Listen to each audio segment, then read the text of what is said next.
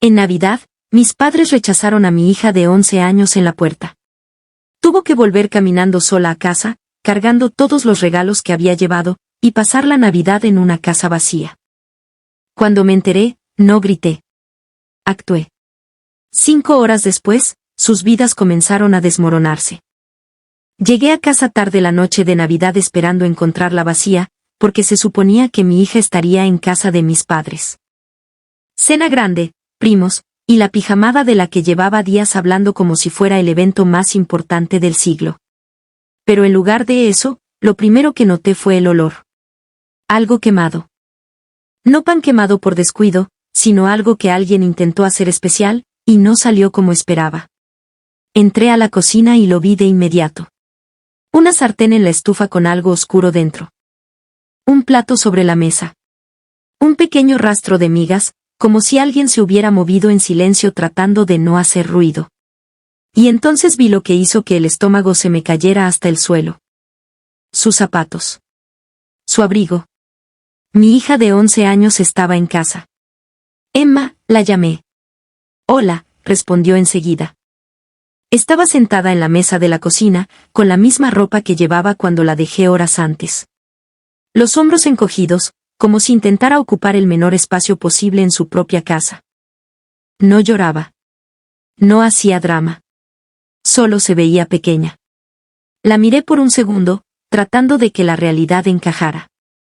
Se suponía que estabas en casa de la abuela y el abuelo, dije.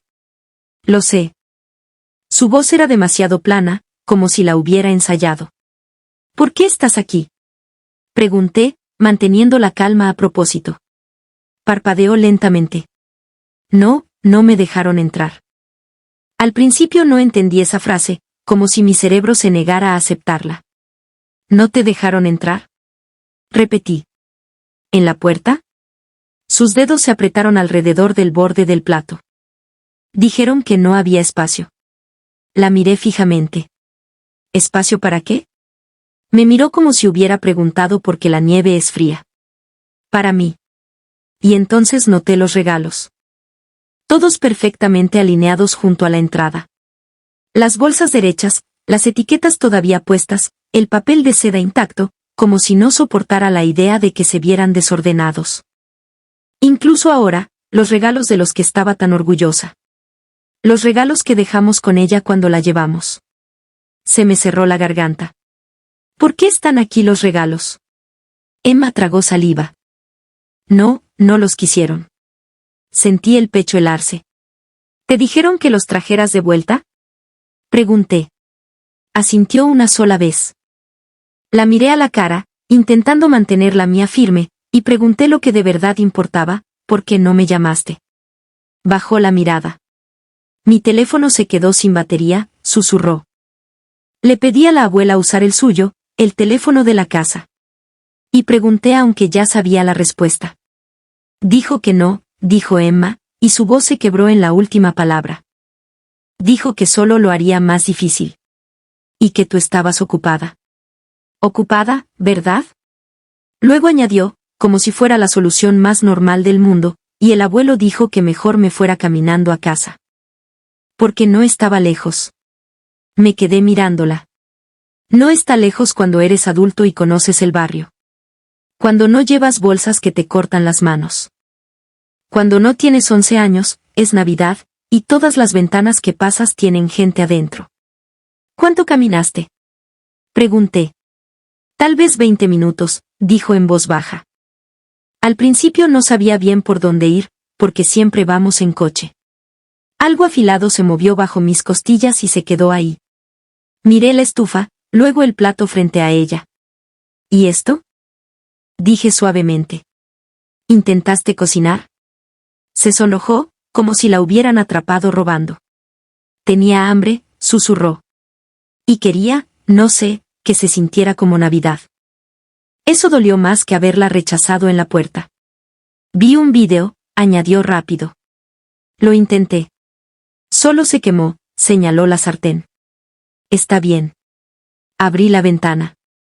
El hecho de que intentara tranquilizarme, como si ella fuera el problema, me hizo doler la garganta. Saqué una silla y me senté a su lado. Empieza desde el principio, le dije con suavidad. Tomó una respiración temblorosa. Me dejaste y subí enseguida, dijo. ¿Cómo me dijiste? Asentí. La abuela abrió la puerta y, apartó la mirada, dijo Emma. Parecía sorprendida, como si se hubiera olvidado de que yo iba. Se me tensó la mandíbula. Luego la tía Dana dijo, la boca de Emma se torció. Y la abuela dijo que la casa estaba llena, que no había suficientes sillas. ¿Y los primos? Pregunté, preparándome. Estaban adentro, susurró. Podían verme. Tragó saliva. Logan se rió y dijo que mi vestido parecía una cortina. La palabra cortina salió amarga. ¿Y nadie lo detuvo? Pregunté con cuidado. Negó con la cabeza. El abuelo dijo, no armemos drama. Solté una breve risa seca. Claro. Porque dejar entrar a una niña de 11 años habría sido todo un espectáculo. Emma hizo una sonrisa pequeña y triste. Desapareció enseguida. Intenté darle su regalo a la abuela, susurró. ¿El qué hice yo?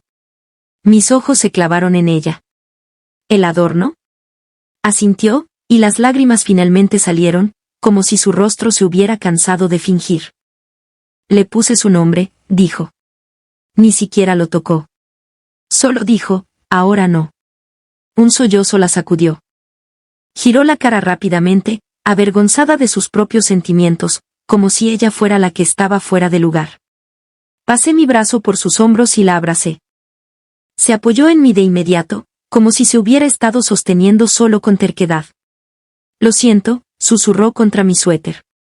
No, dije con firmeza. Tú no tienes que pedir perdón por esto. Arruiné la Navidad, dijo entre sollozos. No arruinaste nada, respondí. Ellos lo hicieron. Se limpió la cara con la manga y miró el plato. Lo intenté, susurró. De verdad lo intenté. Y ahí estaba todo el desgarro en una sola frase. Ella intentó crear la Navidad para sí misma en una casa vacía, porque las personas que se suponía que debían amarla decidieron que no merecía una silla. No grité. No llamé a mi madre para iniciar una pelea a gritos. Emma no necesitaba oír eso. No necesitaba sentir que había provocado una guerra. Así que me lo tragué. Cada palabra afilada. La abracé un poco más fuerte y algo encajó en mi cabeza. No hice una escena. Actué. 5 horas después, sus vidas empezaron a venirse abajo. No tenía energía para eso. Estaba demasiado ocupada aterrada, pero me trataron como si ya les hubiera enviado una factura. La primera reacción de mi padre fue, ¿y qué? ¿Se supone que paguemos por esto?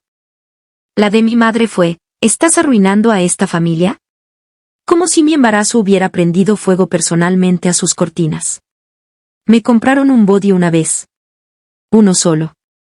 Mi madre lo levantó como si hubiera patrocinado a un pequeño pueblo. ¿Ves? Les decía a los familiares. Nosotros la ayudamos. Y luego volvió a su vida. Dana, por supuesto, interpretó el papel de hermana preocupada.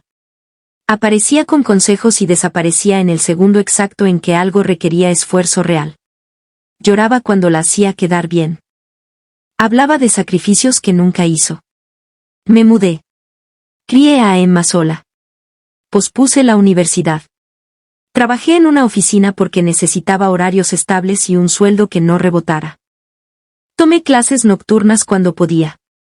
De esas en las que cenas de un recipiente de plástico en el coche y finges que eso es normal. No lo era. Era supervivencia. Y si soy honesta, sobrevivir se me daba mejor que suplicar. La única persona que no me trató como un error fue mi abuela, Ruth. Nunca me preguntó por qué no fui más cuidadosa. Nunca me hizo disculparme por necesitar ayuda.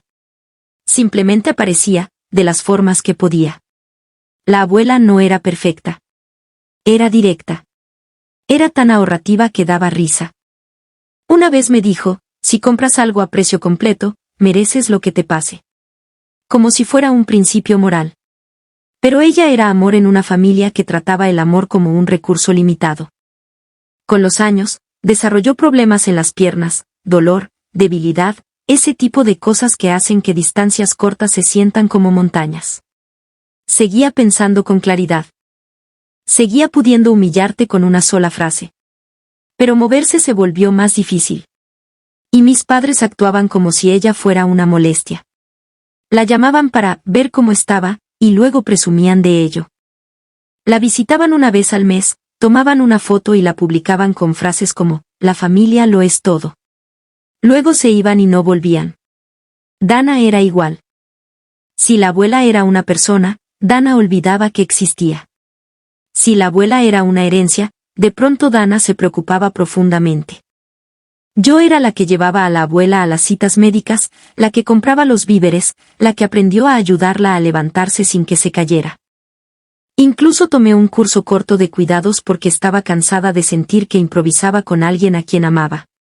Ahorraba dinero. Me hacía útil. Hacía que la abuela se sintiera menos indefensa, y eso importaba más que cualquier certificado. Y cuanto más tiempo pasaba con ella, más notaba algo incómodo. Mis padres trataban a la abuela igual que a mí, como una carga, como una tarea, como algo que toleras hasta poder volver a tu vida real. Mientras tanto, la abuela los ayudaba económicamente, en silencio, como hacía todo, sin alardes, sin exhibirlo. En algún momento, mis padres se mudaron a una casa que toda la familia llamaba, la casa que les dio la abuela. Esa frase se volvió ley. La abuela les dio la casa. La abuela se la regaló. La abuela quería que tuvieran espacio para la familia. Mis padres empezaron a hablar de ella como si les perteneciera por derecho divino.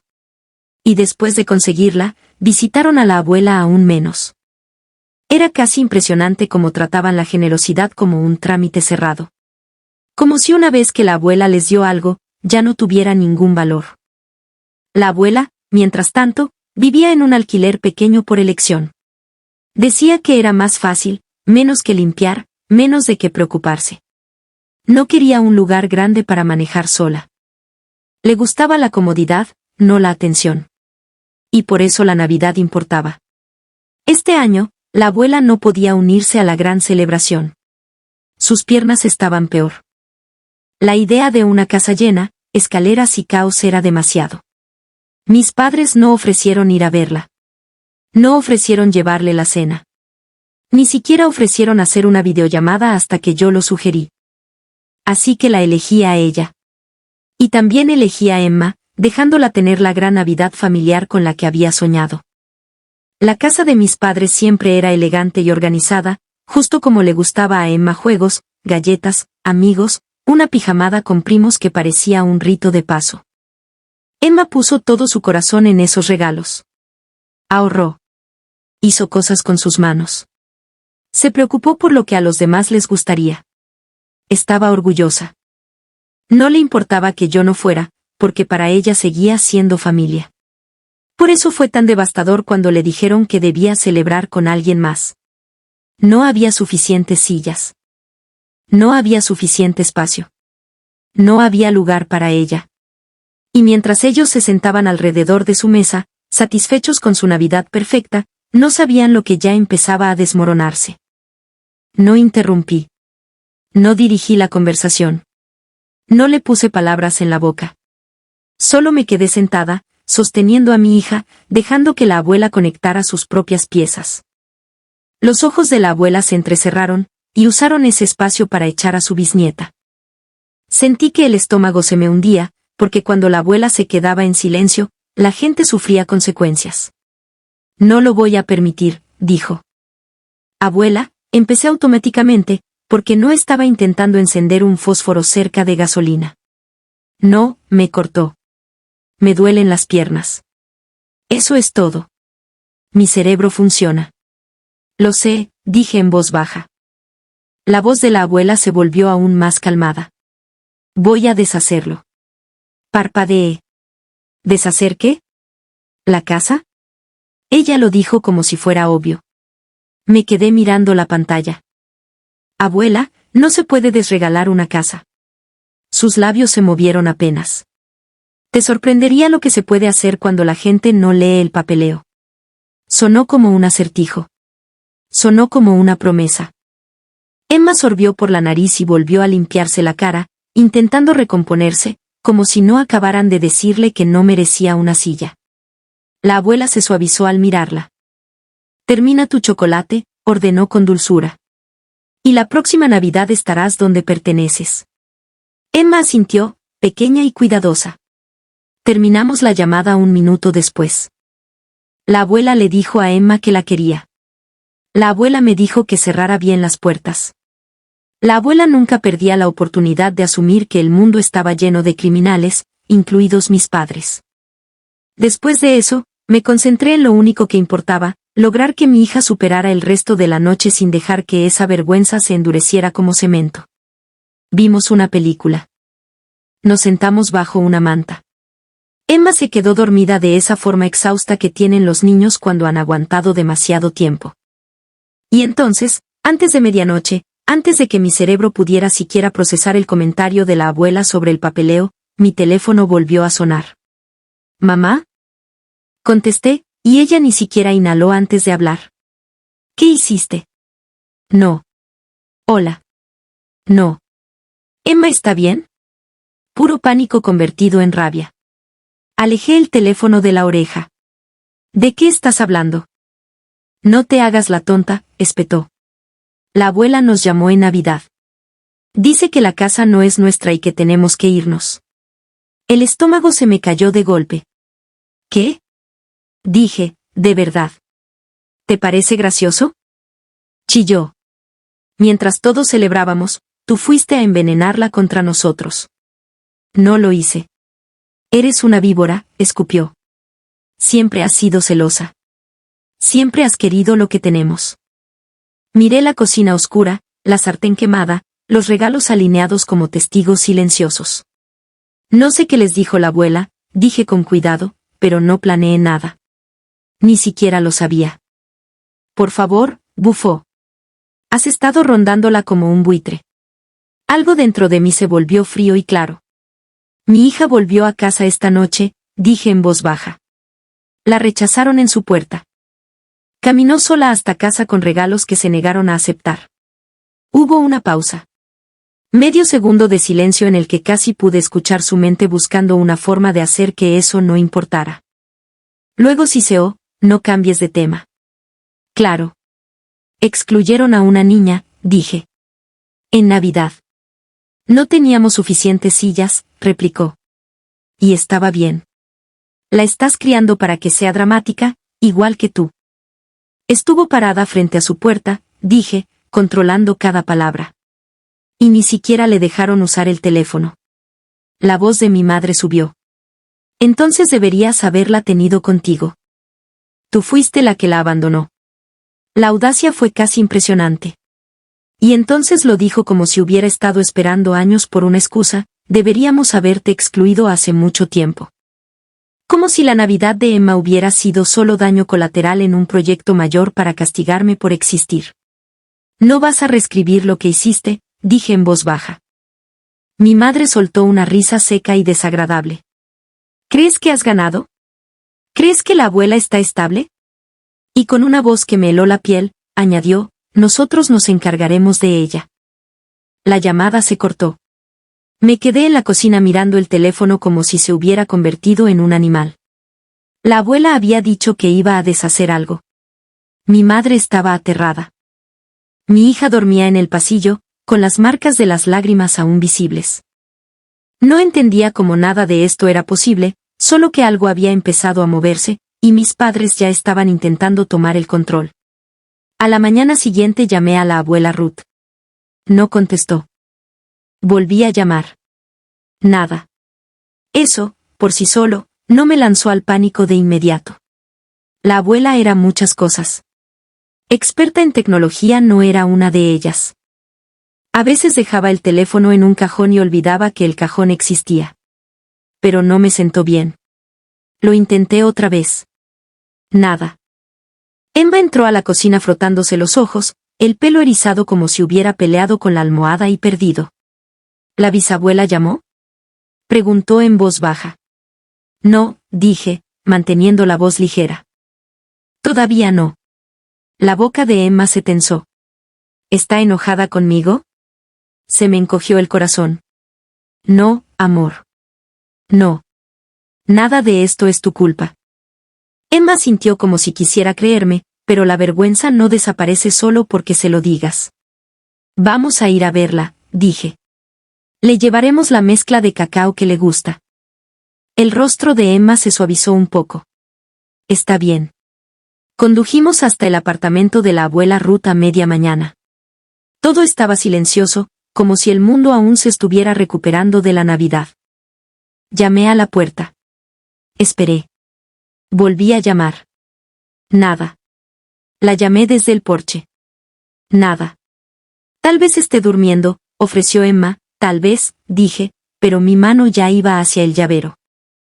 La abuela me había dado una llave de repuesto para emergencias, y para ella una emergencia incluía, si no contesto el teléfono y te estás poniendo insistente. Abrí la puerta y entré. El apartamento estaba demasiado silencioso. No el silencio de una persona mayor durmiendo. Silencio vacío. Recorrí la sala llamándola por su nombre. Sin respuesta.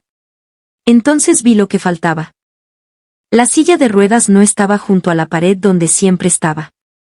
La manta que usaba cada noche no estaba en la silla. Una bolsa pequeña junto a la puerta. Desaparecida. Se me cortó la respiración. La voz de Emma llegó desde atrás, pequeña, ¿dónde está? No lo sé, dije, y mi voz sonó como si fuera de otra persona.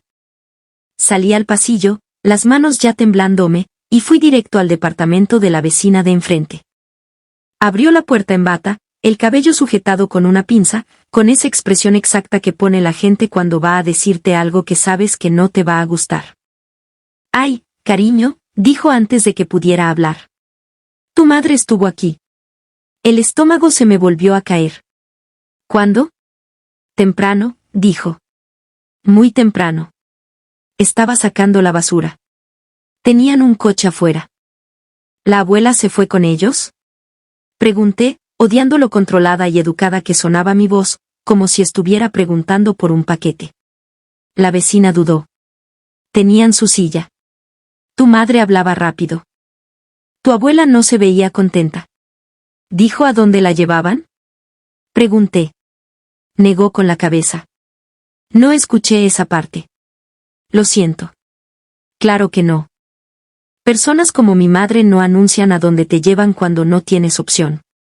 Le di las gracias, porque aparentemente soy el tipo de persona que dice gracias mientras su vida se derrumba. Volví al apartamento de la abuela y me quedé allí medio segundo, intentando decidir cómo respirar. Emma estaba en la entrada, sujetando la caja de cacao como si fuera un arma. Ellos. Empezó. No lo sé, dije. Y antes de que tu mente se vaya a lugares raros, está viva. Está bien. Vamos a encontrarla. No creía mi propia calma. Solo necesitaba que Emma la tomara prestada. Llamé a mi madre. Directo al buzón. Volví a llamar. Buzón. Llamé a mi padre. Buzón. Me quedé en el pasillo mirando el teléfono como si lo miraba con suficiente intensidad, fuera a empezar a comportarse. Emma me tiró de la manga. Tal vez la llevaron a su casa. Fue la primera idea sensata de toda la mañana. Así que condujimos. Si deseas, puedo continuar con el resto o adaptarlo para vídeo narrado, serie viral, o formato imagen. Y Prefer This Response intentaba portarme bien para no desmoronarme. Cuando entramos en la entrada de la casa de mis padres, ni siquiera apagué el motor de la forma normal. Simplemente lo corté y me bajé. Golpeé la puerta con fuerza. Mi madre abrió como si me hubiera estado esperando, y su rostro ya estaba preparado para la batalla. ¿Dónde está la abuela? Dije. Sus ojos se entrecerraron. Baja la voz. La miré fijamente. ¿Dónde está la abuela? Está bien, respondió de golpe. Y no vas a entrar aquí a alterarla. No estoy aquí para discutir, dije, y mi voz hizo esa cosa fría que hace cuando intento no explotar delante de un niño. Estoy aquí para ver a mi abuela. Mi madre se colocó en el marco de la puerta como un portero de discoteca. Después de lo que hiciste, no hice nada, dije. Excepto volver a casa y encontrar a mi hija sentada sola con comida quemada porque no la dejaste entrar. No empieces, siseó mi madre. No estoy empezando, respondí. Estoy terminando. Emma estaba detrás de mí, completamente quieta. Mi madre la miró un segundo y luego apartó la vista, como si el contacto visual pudiera hacerla sentir algo. Tu abuela está descansando. No necesita tu drama. Entonces deja que ella me lo diga, contesté. Déjame escucharlo de su boca. Los labios de mi madre se apretaron. No. Esa sola palabra fue el momento en que todo cambió. No porque esperara que mi madre fuera razonable. Ya la conozco. Sino porque me estaba bloqueando incluso ver a la abuela. Eso no es drama familiar. Eso es control. Saqué el teléfono otra vez y marqué al 911. El rostro de mi madre se torció. ¿Hablas en serio? Sí, dije, sin parpadear. Hablo en serio. Hizo un sonido como si yo la estuviera avergonzando, lo cual, sinceramente, fue un descanso agradable de su pasatiempo habitual de avergonzarme a mí. Le dije a la operadora exactamente lo que sabía. Mi abuela había desaparecido de su casa. Su equipo de movilidad y sus pertenencias no estaban. Mi madre se la había llevado temprano esa mañana. Y mi familia se negaba a dejarme confirmar que estaba bien o siquiera hablar con ella. No di un discurso. No hice teorías. Solo di hechos. La mano de Emma se deslizó en la mía mientras esperábamos, pequeña, fría, confiada. Cuando llegaron los oficiales, mi madre cambió de inmediato a su voz de, yo pago impuestos. Ah, qué bueno, dijo alegremente, como si fuera una reunión vecinal. Ha habido un malentendido. El oficial no sonrió. Necesitamos ver a su madre. El rostro de mi madre se tensó. Está descansando. Aún así necesitamos verla, dijo él. Mismo tono. No grosero. No negociable. Mi madre se demoró lo justo para que mi corazón empezara a golpearme el pecho. Luego se hizo a un lado como si estuviera siendo personalmente oprimida. La abuela estaba en la habitación del fondo, en su silla de ruedas, con una manta sobre las piernas, los ojos afilados. En el segundo en que me vio, algo en mi pecho se aflojó tan fuerte que casi dolió. Primero llegó el alivio. Luego, justo detrás, la rabia. Emma hizo un pequeño sonido y avanzó antes de que pudiera detenerla. La abuela estiró la mano y tomó la suya como si hubiera estado esperando exactamente esa prueba de vida. Ahí estás, dijo la abuela, con la voz áspera. Emma asintió, las lágrimas ya formándose. Pensé que estabas enojada conmigo. Los ojos de la abuela brillaron. Estoy enojada con las personas correctas. Uno de los oficiales se agachó un poco. Señora, ¿está bien? ¿Está aquí porque quiere estar? La abuela no dudó. No, mi madre se metió de inmediato. Está confundida. La abuela giró la cabeza lentamente. Si me interrumpes otra vez, lo añado a la lista. El oficial volvió a mirar a la abuela. ¿Quiere irse? Sí, dijo la abuela. Ahora. La boca de mi madre se abrió, se cerró, volvió a abrirse. Fue como ver a alguien darse cuenta de que su marioneta favorita había aprendido a cortar los hilos. Los oficiales no dieron sermones. No hicieron un discurso de tribunal. Solo hicieron espacio. Literal y figurativamente. Dejaron claro que la abuela podía irse. Y cuando pasó rodando junto a mi madre, ni siquiera la miró. Ese silencio dijo más que cualquier grito. Subí a la abuela a mi coche. Emma se sentó a su lado sin que nadie se lo pidiera y le sostuvo la mano como si la estuviera anclando al planeta. La abuela me miró y dijo, llama a mi abogado. Llamamos a su abogado. Aceptó vernos ese mismo día. Conduje. El abogado no lo adornó. Me miró y dijo, esto es lo que su familia ha estado llamando un regalo. Deslizó una carpeta por el escritorio. La casa no está a nombre de sus padres, dijo. Pertenece al fideicomiso en vida de su abuela. Sus padres figuraban como beneficiarios, lo que significa que la recibirían después de que su abuela muriera. Pero mientras ella esté viva, puede cambiar a los beneficiarios. se me cayó el estómago. Así que han estado actuando como si ya fuera suya. Han estado actuando como muchas cosas, murmuró la abuela. El abogado ni parpadeó. Su abuela también puede cambiar cómo se distribuyen sus otros bienes. Ahorros, cuentas, todo. Es la misma idea. Los beneficiarios se pueden actualizar. La abuela golpeó el brazo de su silla. Bien. ¿Por qué no se recompensa a gente que deja a una niña fuera de la puerta? El abogado le hizo a la abuela algunas preguntas simples, calmadas, respetuosas, solo para confirmar que entendía lo que estaba firmando y que nadie la estaba presionando. La abuela respondió como si estuviera personalmente ofendida de que el mundo necesitara pruebas de que todavía tenía cerebro. Luego imprimió lo necesario. La abuela firmó. Los testigos firmaron. Las páginas fueron inicialadas. Y así, sin más, los nombres que mis padres creían tallados en piedra dejaron de estarlo. Mi nombre ocupó el lugar del suyo. El futuro de Emma quedó protegido junto con ello. Porque la abuela no solo estaba enojada. Estaba siendo deliberada. Emma se mantuvo cerca todo el tiempo, en silencio, sosteniendo la mano de la abuela como si tuviera miedo de que alguien volviera a llevársela. Cuando todo terminó, la abuela miró a su abogado y dijo, «Ahora quiero que se mantengan lejos de mí». Él asintió una vez, ya alcanzando otro conjunto de documentos. Lo pondremos por escrito también, y comenzaremos el proceso para sacarlos de la casa. La abuela clavó su mirada afilada en mí. Les di espacio, dijo. Lo usaron para empequeñecer a una niña. Los ojos de Emma se llenaron, pero esta vez no parecía avergonzada. Parecía aliviada. La abuela apretó sus dedos. La próxima Navidad, le dijo, no estarás parada frente a la puerta de nadie. Avancemos a la siguiente Navidad.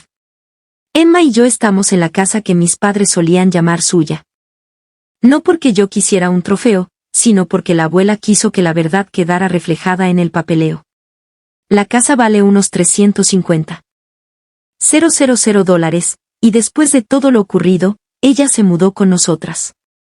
La hicimos realmente habitable para alguien en silla de ruedas. Una rampa. Puertas más anchas. Barras de apoyo. Un dormitorio en la planta baja. Es curioso cómo no hay suficiente espacio, se convierte mágicamente en hay espacio de sobra, cuando no lo usas para castigar a la gente. La abuela también tenía unos $200,000 en ahorros. Cambió los beneficiarios de todo.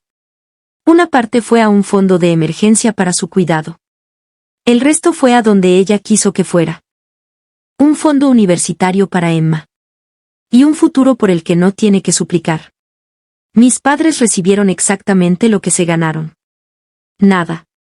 Intentaron llamar. Disculparse. Culpar. Cambiar el orden, como si eso cambiara la historia. No contesté. Emma es diferente ahora. Más tranquila, de una manera serena. No de la forma de hacerse pequeña para no ser rechazada. Y la abuela sigue igual. Afilada. Testaruda. Y muy satisfecha consigo misma. Así que dime. ¿Fui demasiado lejos o no lo suficiente? Déjamelo en los comentarios y suscríbete para